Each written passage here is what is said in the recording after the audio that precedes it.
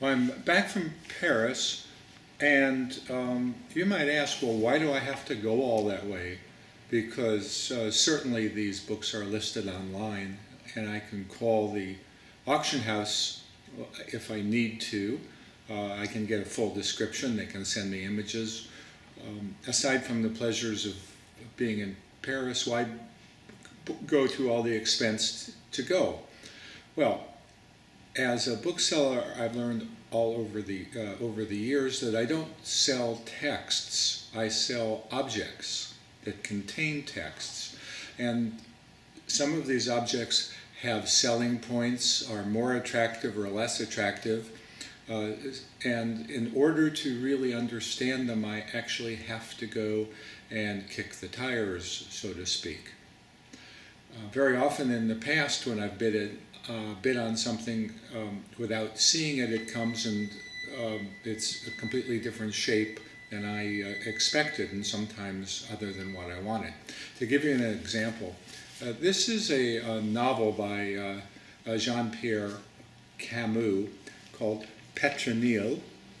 It's done in Paris, in Lyon actually, in 1626.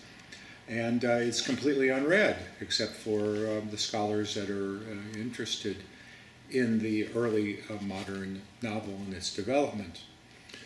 Now, the text is available in facsimile without too much trouble, but I like this copy because it's in a contemporary binding of vellum, goatskin.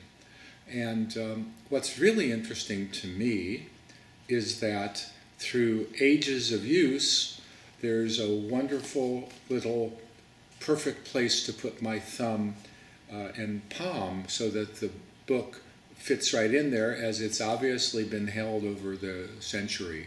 It gives the book a sense of history to me, and it carries more than simply its text. I couldn't have seen that any other way. Here's the backhand, and so I went to get it. Another example of something that that one needs to see is this poem done in Paris in 1670 by Boisval. That's a pen name of Jean Desmarais. Esther. It's on the Queen Esther subject, very, very popular subject during the period in both plays and poetry. Now, it's easy to understand through this book why it is more than just the text. You can see from the size of the book and the way it fits in my hand that this is a larger book than you'd expect from a little poem. And so it's made for a luxury audience who would enjoy reading it and appreciating it as an upper-class audience could do in the time. Here's, for example, the beginning of the third section. And look at the beautiful engravings, top and the initial beginning the third chant.